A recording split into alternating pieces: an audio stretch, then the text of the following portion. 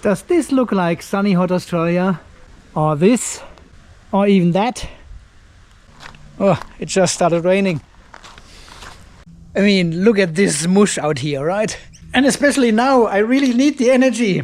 So a bit more sun would be very beneficial. I have actually depleted most of my spare batteries here. They were all charged to 50–60% with sunshine. But because now we have May, the solar production here on the off-grid garage, as well as the tilt system, is just enough for all my energy needs in the house, car charging, hot water, pool. I'm actually not doing too bad today, 39% and almost 30 amps outside. Yeah, as you know, with the shading here behind the off-grid garage, I'm actually doing not too bad in cloudy conditions because of the huge amount of solar panels here on the garage, carport and the big shed. I'm actually making more energy than if it's cloudy than if the sun is out. It's strange, right? The clouds are diffusing the light and it comes from all the sides. And this morning, oh, it just started raining again. You can hear the rain now on the metal roof. And this morning I had 140 amps outside, just for a moment. The Tesla vehicle next door in the carport sits on 25% state of charge. For 3 or 4 days, we came back from a trip and I haven't had any energy to charge it. So it is just waiting there for some more power from the batteries, but it's not going to happen.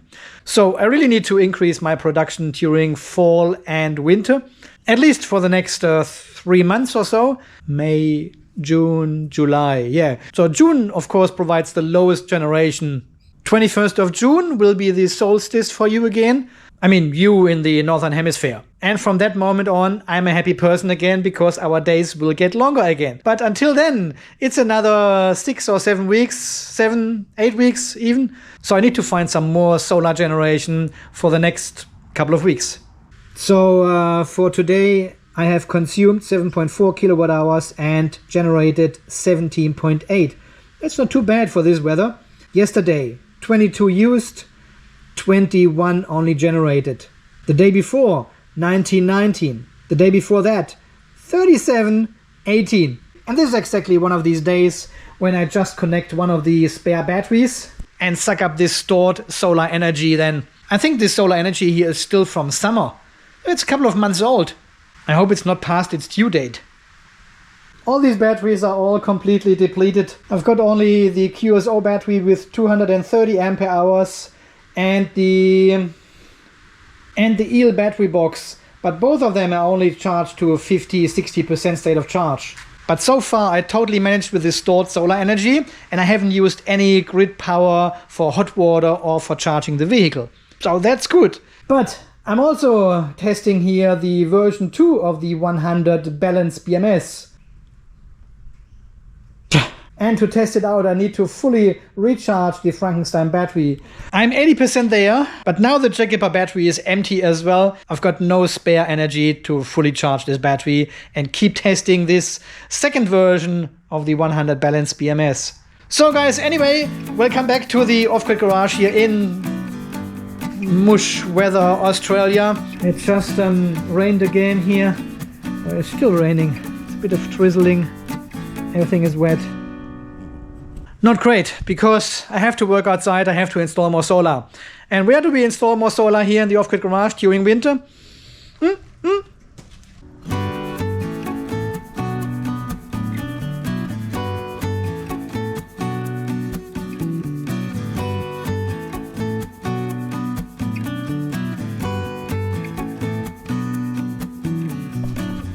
Yeah, why not? We've got plenty of stock. Still 3.5 kilowatt of solar panels here stored in the carport.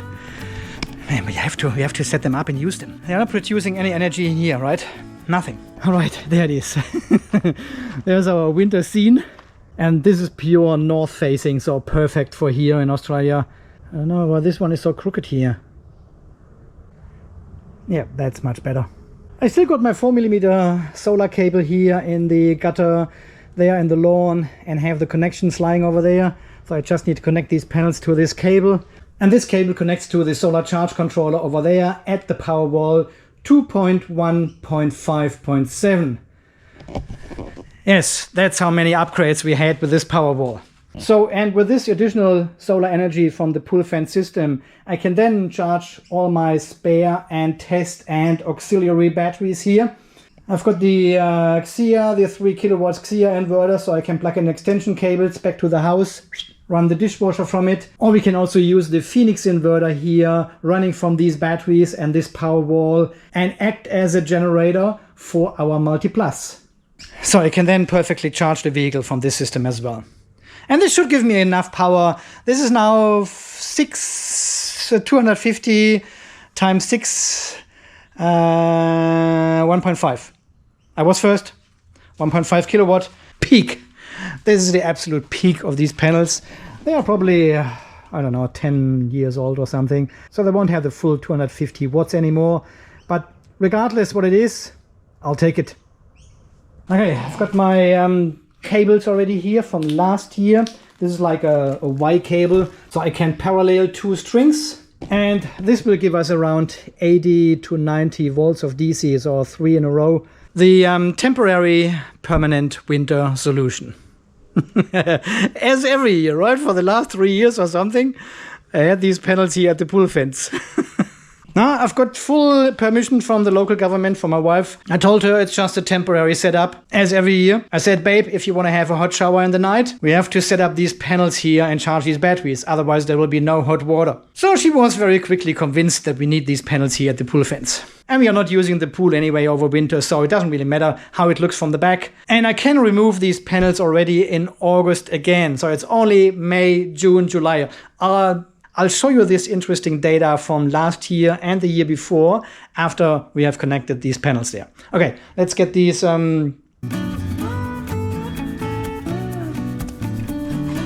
and here's our cable going to the garage.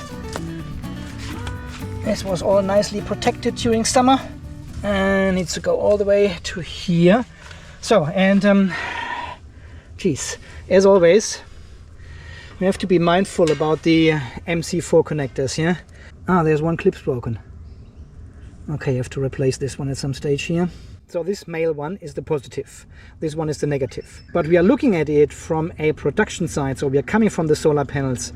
So to the positive, of course, connects the negative counterpart, yeah? So this cable here with the male or positive connector is not the positive cable going to the garage. This will carry our negative, our main negative of both strings. And the negative cable, the female one, will be the positive, because these connectors are the exact opposite on the other side in the garage. I tell you, MC4 is the worst. It is just so confusing. So we have to think how we connect these panels here, in which order. Of course, positive, negative, but then in which order we connect them. The circuit breaker is off in the garage, so before we turn this on, we have to check on the polarity, of course, and make sure positive and negative is correctly going into the MPPT. Otherwise, so yeah, let's start with the first string here. How do we start? Let me. Okay, I've got now the first string connected, starting here with the main positive of this one, and then it goes negative, positive, negative, positive, negative, and the negative goes into the positive plug, which then connects to another negative positive plug down there, which feeds the positive, the negative back to the garage. This is insane, really. Okay, let's go in the garage and measure if we have already voltage on the circuit breaker from this string in the correct polarity. That's the main thing. Voltage level is not so important, but the polarity very much. So, and here we have our DC 20 amp circuit breaker, which connects our solar panels coming from the top to our solar charge controller here at the bottom. And luckily I have marked the circuit breaker because I've got the same issue every single year. I don't know which one is positive and negative, so it's written here on the circuit breaker positive, negative, positive, negative. So if I go in here now with a multimeter, we should measure 90 volts. We have open circuit voltage and positive. If I turn the probes around in the circuit breaker, we should see negative. No, this doesn't help. Negative. Again, the other way around. And we should see positive. Yeah, okay. So polarity is correct. I think this is the first year I did it correctly the first time. All the other years something was mixed up and not working correctly. It was terrible. I hate these MC4 connectors, really. Ah, by the way, it is really only 3 amps outside at the moment. There's nothing coming in, nothing. 90 volts, open circuit voltage. There will be nothing coming in, but it doesn't matter. These auxiliary batteries, they can trickle charge over time. I've got... It doesn't matter. And today it's really extreme. Look at this. Look at these clouds there. Today and tomorrow will be rainy, but then the sun should come back, and then we've got full sun here for probably 5 hours or so. So this should give us a few kilowatt hours each day, and this is enough to get me over the winter period. Okay, let's connect this second Y cable here. Alright, so the second string is connected as well, but I have now disconnected the first string again because I want to measure this one separately, make sure the polarity is correct, and then we can parallel these two strings together. Just in case something is wrong with this, one of the panels or so. We have 90 volt on one string and only 30 volt on the other string, so I just want to avoid any problems here with this combination. So let's measure the second string. We've got 92 volts here, positive as well. So that is all good. So we can combine these two and then turn on the battery, turn on the solar charge controller. It turns on automatically once we connect the battery, right? So, and back in the garage, let's measure the voltage again with both strings connected. And we've got positive 92 volts here. Nice. All right. So next step would be to, which one is connected? The Jackie battery, the 230 ampere hour Jackie battery, that's fine. Okay, we just turn this one on. It should be like at 10% or something. I've seen the red light flashing last night when I had the inverter turned on, which we don't need at the moment. So positive, negative, we should see a flashing light here on the solar charge controller. Oh yeah, there it is. And if we turn this one on, we should see the solar charge controller start charging with 0.2 amps or something. All right, there is our pull fence solar charge controller. It probably needs some updates or something because I haven't turned this one on for a while. Ah, no, it's not paired with my new phone. All right, so 52 volt battery voltage, and we turn on the circuit breaker and hope for the best. Yeah, we can see 93 volts. Let's see if it charges. Let's measure the polarity here again at the solar charge controller. Just to double check. Yeah, 93.7 volts. And there's no charge. Why is there no charge? Maybe the solar charge controller is turned off. Battery, it is turned off. Enable charger. Yeah, there's an update available. I'm not doing this right now. Just want to see if it actually charges. It sits on float mode.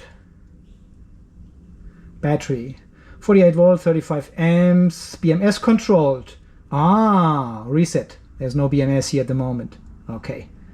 That's why it sits on float. Okay, we are finally charging with 44 watts. Yay. It is always worth setting up more solar. You know, you get 44 watts. It's not bad. Yeah, this was pretty much expected. But, I mean, look at this weather here. Look at these clouds. Yeah. There's pretty much no light coming through, nothing. And yeah, 1.5 kilowatts makes 44 watts apparently. Well, as I said, I'll take it. 44 watts. I'm just quickly doing the update here on the solar charge controllers to version 1.63. Love it. All these over-the-air updates Victron does. Perfect. It's such a good feature. And glad you're asking, because this is all visible on the Victron VRM. It is the SPAT calibration center. I'll link this down below, and you can watch charging this 230 ampere hour battery with 44 watts for the next 6.5 months. Before it's actually visible, we have to turn on the Servo GX again, but this one is not working because our 12 volt battery, which is supplying power to this Servo, it's too low. Voltage is too low. It's below 8 volts. Yeah, don't be scared. This is our sodium battery. And it's absolutely fine at 8 volts. Absolutely, no problem. Okay, hook up the power supply and recharge this battery a bit so the servo comes on and you can see it on the SPAT calibration center. There's not much to see. There's very slow progress. Maybe tomorrow, maybe. It's supposed to be sunny tomorrow, but who knows. SPAT calibration center. Okay, we've got the SPAT calibration center here in the Victron VRM. Last updated 17 days ago. That's 3 weeks almost when the servo turned off. So there's no flashing. So it should actually connect automatically and give you the right data of this battery. Maybe just the voltage and the amps because, well, there's no BMS connected at the moment. Oh yeah, there it is, real time. It says 45% still, not everything has updated yet. 60 watts and it's raining. How good is it? Yeah, battery goes to 0 here, it doesn't show anything there. I need to connect this battery with the CAN communication to the servo so we can see actually the state of charge. It should be fairly easy because this is just this cable here going down into the CAN port. And I think I have to plug it in here as well. On the other side, bam. Okay, so there should be CAN communication coming through any moment. And I think this BMS still talks Pylon Tech, not Victron. But it may work. I don't know. No, it doesn't show up. Just the pool fans, solar charge controller, and the 2 temperature sensors, and that's it. There's no BMS showing up. Damn it, I need to log into the Pace BMS and have a look at the protocol it's actually talking. No, the protocol sits actually on Victron already, but it was still not communicating. I said, what the hell is going on? So I had a look in the Servo GX here and could see there were no packages, no communication between the Servo GX and the BMS. And the reason for that is the dip switches at the front of the BMS were set wrong. We can only establish a connection between the Pace BMS and your inverter when you have the dip switch sitting on 1000. There you cannot see it. When you have them on all 0, it does not communicate. And if you have them on 0100, it does not communicate.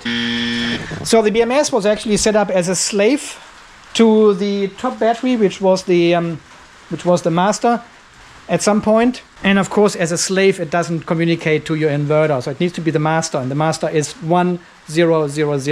So now we can see all the communication here happening, RX, TX, everything is good. And the SPAT calibration center shows now all the details. So we are actually at 19% state of charge. So, but last night I had a red light. So while we are here in the parameters, okay, let me read the parameters here for this Pace BMS. It wasn't the state of charge, which was the alarm. It was the overcurrent protection or overcurrent alarm, which is sitting on 20 amps only from a previous test. And I discharged this battery yesterday to charge the Frankenstein battery with a big power supply. So this was like 26, 27 amps for the battery. And this is just over the alarm threshold, and hence the red light was flashing. And there we go. And we're actually charging with nothing at all at the moment. 0. There's no power coming in. It is raining again. It is late afternoon. Sun is going down in 2 hours, but we won't feel it because the clouds are so thick. You know why we are not charging? Because I'm charging this sodium battery at the moment from exactly this battery here. All right, very quick look at the SPAT calibration center. Yeah, we are producing 52 watts and we are using 56 watts to charge this 12 volt battery. So hence we are seeing 0 amps into the battery. Okay, while we have the VRM open here, let me show you something. Okay, so we are now back in the off-grid garage. I mean, physically as well as here on the screen. The one here at the top is our year until today. And the one in the background here is last year, 2023. And you can see how the production dips in from May, June, July, and then in August it comes back up again. So it's the exact opposite as you would see it if you live on the northern hemisphere. But here it looks like this. So and last year, this was before we installed the tilt system on the house. Yeah, I published the last video of the tilt system on the 1st of August. The energy production was already enough in August to supply all my power, including pool and car charging. April was always good enough to generate all my power needed. But from beginning of May last year, I was not able to generate as much power as I needed anymore. I could either heat up the water or I could charge the vehicle on a daily basis, just for my commute or when we needed the car for a trip. And I pretty much need 20 kilowatt hours a day with all my needs. All the pumps, the pool pump, the hot water and the vehicle charging, plus all the appliances we plug in from time to time with extension cables here from the off-grid garage. So this is roughly 20 kilowatt hours. Times 30 days makes 600 kilowatt hours a month. And if you have a look last year in April, I just made 617 kilowatt hours. This year I made 675 kilowatt hours in April. Of course the weather is not 100% the same, and we had also the tilt system here as a help. But the difference is by no means just the tilt system, this is weather related as well. Because the tilt system generates around 6 to 8 kilowatt hours a day, times 30 would be far more than the difference of these 2 months. But last year in May, I made close to 350 kilowatt only, which is only half of what I actually need. So I had to make the decision, do I want hot water from solar or do you want to charge the Tesla from the off-grid garage? So I decided to leave the hot water on the grid, but charge the Tesla solely from the off-grid system. Well, and then June, of course, is even worse because we've got the shortest day than here in Australia. I made not even 300 kilowatt hours. July is already better. The days getting longer, more sunshine and more light in general. And then August was already perfect last year because we had the tilt system fully up and running. And then the following months are easy. I'm generating far more energy than I actually use then. So, and I was actually hoping that the tilt system is helping me through the month of May without the need to switching back to grid for hot water or for the vehicle charging. So we are only 3 days into May now and I haven't used any grid power so far, which is nice. So it will be very interesting how much the tilt system actually helps now and avoiding any usage of grid power. But yeah, the aim for this year is to not use any grid power at all during winter. This is the goal. We are just at the beginning of May, so I'm not sure what will come. It all depends on the weather situation and if we get more than 50 watts from the pool fan system. So I'm trying to recharge all my spare batteries here in the garage, just in case I need them. If the battery shelf gets low, I can always connect one of these spare batteries and recharge the battery shelf with it. As long as all this power comes from solar, I'm happy with that. But again, it also shows I have not enough solar to cope in these conditions now. So especially now in May, June, July, it will be very tight. And I'm running the battery really low down to under 10% state of charge. 5% I had last weekend. And then depending on the solar conditions, I'm struggling to recharge to 30%. Because I'm using probably like 6 or 7 kilowatt hours already during the day directly from the solar. And the rest goes in the battery. But then if I charge the vehicle or heat up the hot water, this energy is very, very quickly gone. And I'm back to 10% state of charge then. So this is not a matter of battery storage capacity. It is a matter of solar production. I've got another 4 years of the feed-in contract running.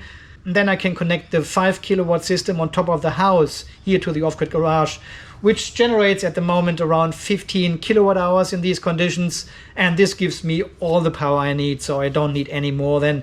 We will have plenty of power even in winter time. Yeah guys, so far this video from today, installing the pool fan system back for winter time. So yeah guys, have a look at the SPAT calibration center and the Victron VRM, link is down below, and how I am trickle charging this battery now from the pool fan system. And all the equipment has now arrived here as well, so we can continue working on the network cabinet. And then we can have a look at the monitoring system I have set up here in the off-grid garage. And we also have still these packages sitting there, totally unboxed. Now, does it mean unboxed or unboxed? We haven't done an unboxing, so it's unboxed, right? And I have also not forgotten about our Frankenstein front plate here. So this all needs to be cabled, connected to the battery, and we have to do a test here as well. We need some more juice to actually charge this battery and see how the BMS performs and how the display looks. And in this regards, I've got some interesting stuff coming in as well. It's on the way, shouldn't be far off. Okay guys, as always, thank you so much for watching. Thanks for all your amazing support here on the channel. If you want to support this channel here, there are some links down in the description as well. Thank you very much to everyone who is donating to the channel, buying me a beer or a coffee, becoming a channel member, or supporting the channel in any other form. Guys, until the next video, you stay charged, stay safe, and thanks again for watching. See you then. Bye-bye. Oh yeah, this is from today. So I just made my 20 kilowatt hours here I need. I've used already 9. And I still have to provide hot water for my ex-girlfriend. Why my ex-girlfriend? Well, we married a long time ago.